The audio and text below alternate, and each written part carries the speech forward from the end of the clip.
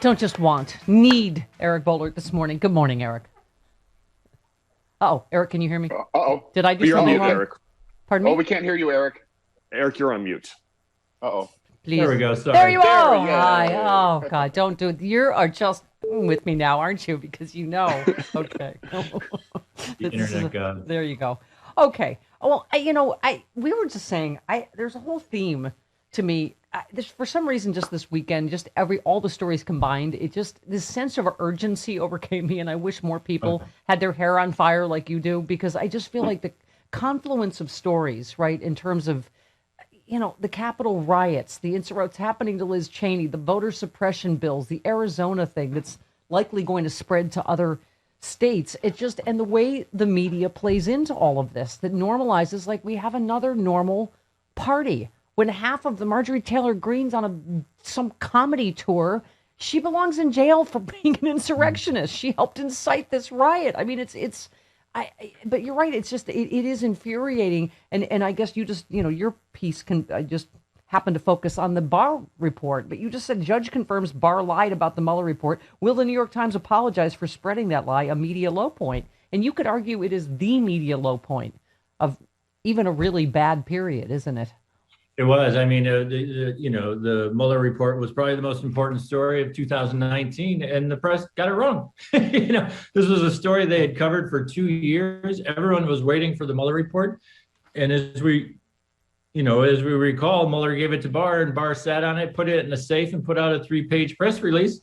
And the New York Times pretended it had read the Mueller report. Nobody had read the Mueller report for weeks and weeks, and we saw headline after headline about exoneration. The reason as you mentioned, the reason I wrote about it last week was, a judge, this is now the third federal judge, has basically said Barr lied. That press release he put out about exoneration was a lie. And we eventually all found that out. But there's no self-reflection, there's no transparency, and there's no apology from the New York Times or from anyone else. And your point about, I've probably written every year, I think I write the same column. The Republican Party is unhinged.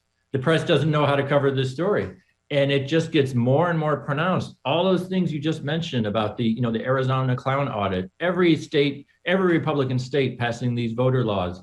It's basically, and so people look at Arizona, crazy Arizona Republican Party. No, that's not what's happening. The point is to get to 2022 and 2024 and to deny Democratic wins. Yeah. And so when there are Democratic wins, House, Senate, obviously the presidential race, they will have a system in place where they will deny those certifications. That is the entire point in all of this. Well, and that's the big picture. And that's not democracy. Right. Mm-hmm. I mean, they already effed the census, which we knew, between DeJoy and the post office and all of their efforts to, stop it. And obviously, they are, and as people are saying, like, they're going to gerrymander themselves 10 seats because they never play fair, and so, right.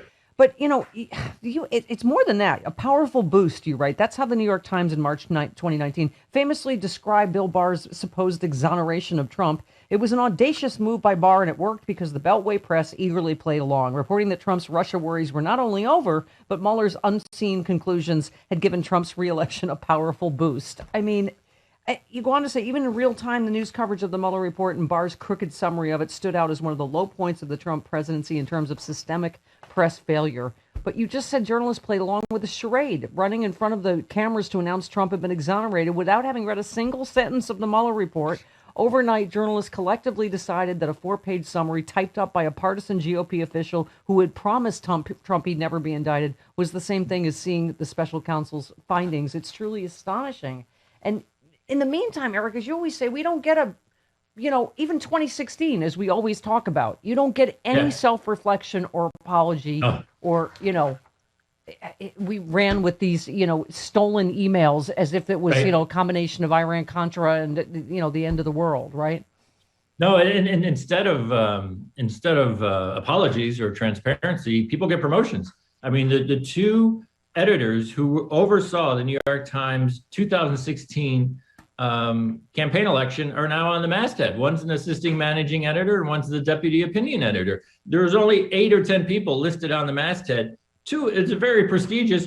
Two of them oversaw the Hillary campaign coverage from 2016. And just going back to the point about not covering the radical GOP today and what's happening.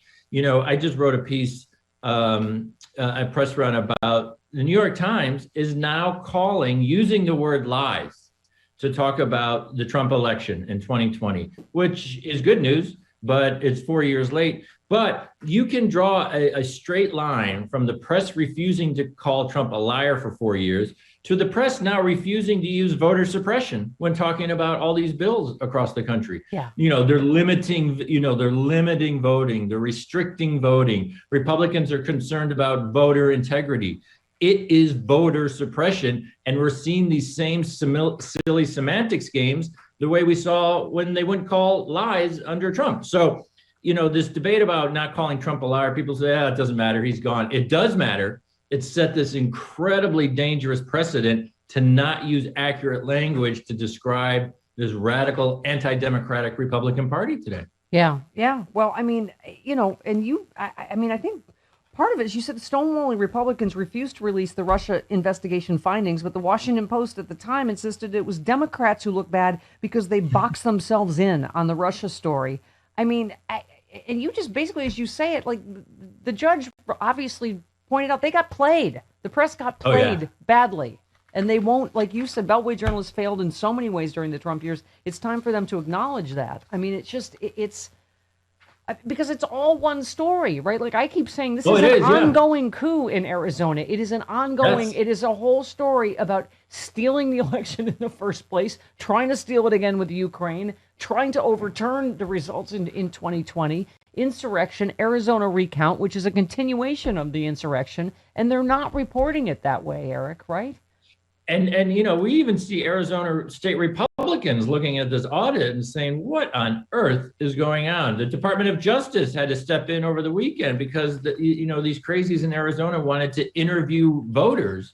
And the Department of Justice says that is intimidation 101. They say, oh, okay, we're not going to interview voters. There was that clip that went around last week with this overseer saying they were looking for traces of bamboo because they wanted to find if ballots had been smuggled in from Southeast Asia, because apparently there are all these, fraudulent paper ballots that were flown in from who knows. I mean, again, and going back real quick to the Mueller thing and the judge said Barr lied.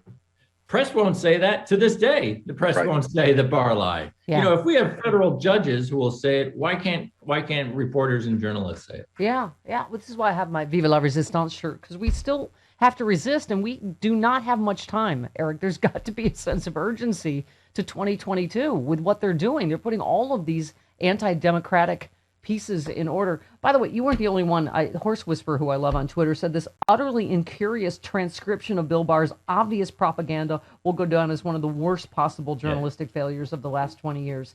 And I would agree, only because, as you say, that's the first domino that set up all of these in this both sides do it kind of reporting, that here we are, where they attacked the Capitol like on 9/11, except that the terrorists are domestic and we're not really reacting.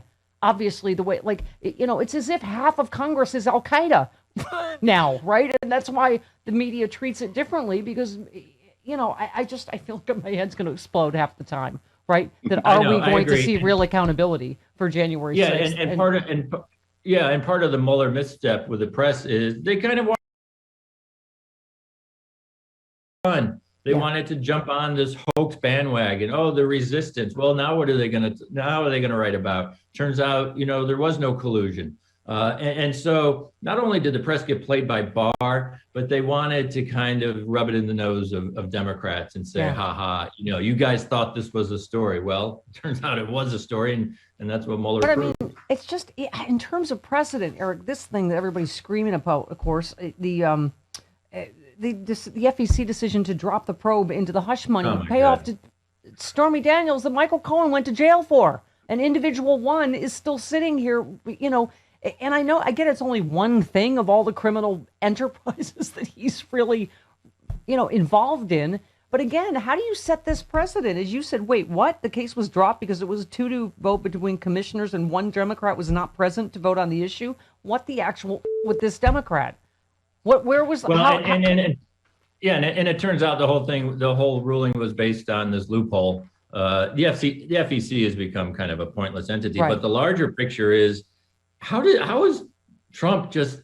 There's no consequences for anything. That's what I mean. We can't create the precedent that you just go, you just paid off a porn star 5 days before an election and someone went to prison for that. But it's another thing on Merrick Garland's plate then, I guess, right? I guess. It's just mind-boggling. He is wrapped in a bubble of Teflon that's 5 feet thick. And it's so frustrating. And you think at some point, the taxes, the payoff, something is going to stick. And he just skips through life. To this day, I can't understand it. Yeah, what was the latest? Oh, they ruled it's okay. He can stay at Mar-a-Lago, even though he signed a thing saying that he can't. I know. Right, even though he signed off on a legal agreement with the city saying he'd never spend more than 9 straight days there. Oh, it's fine. Just stay as long as you want. I still believe justice is coming. I will not give up. I am with Glenn Kirshner on this. But just meanwhile, real quick, you said, by the way, in all the coverage regarding soft jobs report and GOP complaints about unemployment benefits, you won't see one piece of empirical evidence to support GOP claims. It's all a hunch, but it's being treated as the real thing by the media. It's just that is so inbred. Everything has to be both sides do it, and there's two sides to this, and blah, blah, blah. Right? Yeah, we're seeing front page stories everywhere and reports on TV. Oh, the job numbers are soft because the government's giving too much aid. They're giving too much benefits. And this is just chatter. There's no empirical evidence. As Paul Krugman pointed out this morning, if that were the case, you would think that Yay, it's Eric's cuckoo clock. Wait, I have one. Hang on. Okay. On cue, we're like, it's making us crazy. The media and both sides do it. Yes. But real quick, Paul Krugman pointed out, if people weren't going back to work because these benefits are so great, you'd think it would be on the low-end fast food sort of restaurant. That's booming. That's fine. They're doing fine. It's not; those aren't the places that can't find jobs. Look, there's been a massive rethinking about how people live their lives. We are seeing a huge percentage of students not going back to school. That's not because they're getting benefits to stay home. It's because there's been a cultural lifestyle change and people are reconfiguring their lives. Some people don't want to go back to work. Millions of students saying, I'm going to do school on remote.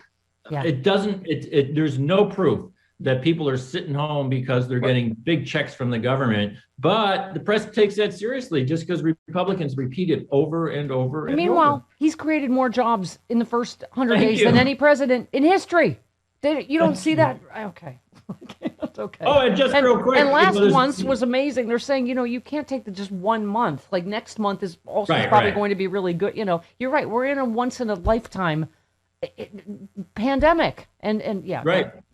And just real quick, there's an AP poll out this morning. I think Biden's at 63% approval rating. Yes. Oh, only 25 points higher than his predecessor. Yes. And he's at 96%, a staggering 96% among Democrats. Where are all the Biden voter stories? Yeah, thank you. Right. AP poll out this morning. Biden's overall approval rating, 63%. When it comes to handling of the pandemic, 71% of Americans approve, including 47% of Republicans. And you don't see those stories, right? Which is in this polarized environment is almost it's just more incredible. But anyway, all right. Oh, thank you, Eric. That was cleansing.